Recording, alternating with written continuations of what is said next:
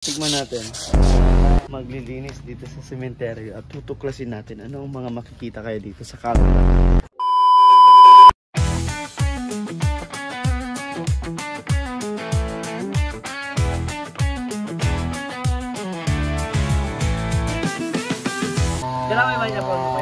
Yung? Hey guys, what's up? It's Jess Aquino and welcome back to another video. And with today's vlog guys, ito ay unang araw ng aming wellness break.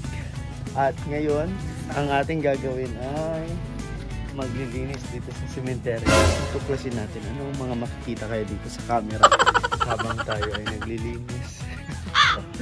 Pero don't worry guys, kasi araw naman yun. Kaya this is hindi ganun ka-horror na bagay. Nga pala yung puntod nila uncle and ni lolo nasa taas. Hi kay Jimmer, kasama natin si Jimmer.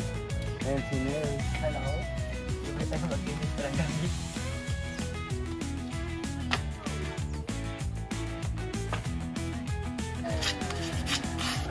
Guys, time check. It's 10:50 ng umaga and medyo mainit-init na tanghaling tapat na. Nakakatawa guys, punta kami dito para maglinis. So wala namang paglinis. Guys, ang init. Parang dapat mamayang hapon to parang napaka-init. Guys, meron silang dito. Parang fruits niya, look.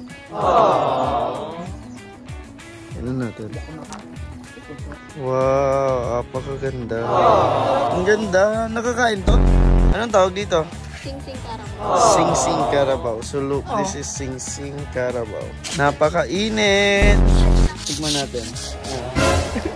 Pagkatapos ng pwesto ng patay, tsaka guys, ayan. So, iniwan tayo ngayon.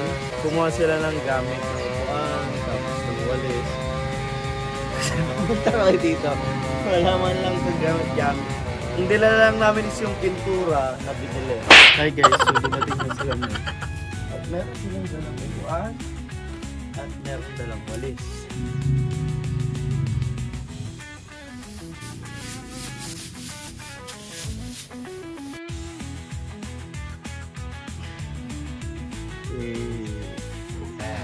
Gusto ko sana mag kasi hindi ko abot. Jimmer, can you answer my question? Every year naglilinis sa cemetery.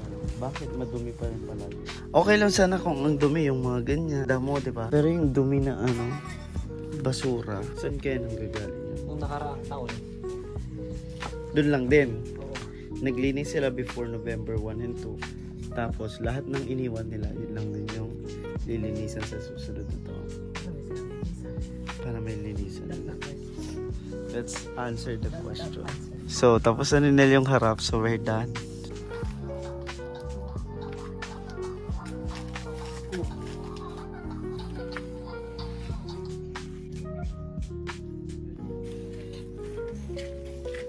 Parang mahuhulog akong ganyan.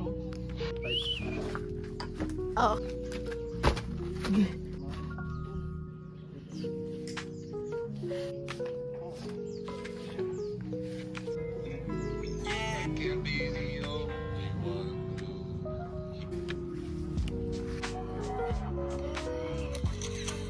What's up guys? So si Jimmer ay nag-edit sa ating montage. Papakita natin mga montage natin. Oh no.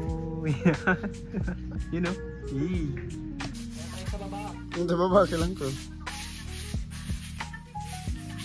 Hey. Pintura. Ayan guys, so we are done. Punta na ako sa labas. Tingnan nyo, parang nasa gagupatan tayo. Habang hinihintay natin sila. I just wanna share some thoughts. Alam nyo, kada nasa sementeryo, ito yung lagi kong naiisip. Life is short. Kikita natin guys na may malaki, maliit dito sa sementeryo. And it comes with different ages. Yan natin masasabi na truly life is short. Sa shortness ng buhay po ng tao. This is a reminder to us na let us live our lives to the fullest. Enjoy lang natin yung buhay natin. Kasi at the end of the day, it's not about what we achieve or what great stories that we have done. Ano yung nakakahiya, ano yung napakaganda na nangyari sa buhay natin. Makikita natin, di ba? Nakasulat lang, walang doktor, walang masters, or whatever na pride ng tao. Makikita natin nakasulat din doon is yung date of birth and date of death. Wala nang pakialam ng mundo. So what happens within those years? Hindi na yung nakasulat. So, diba? You have to live your life to the fullest. Diba, Nel? Tama. Tsaran, ang init. Alas 12, mag-aalaw na guys. Kaya that ends our vlog. And thanks for watching. Bye-bye!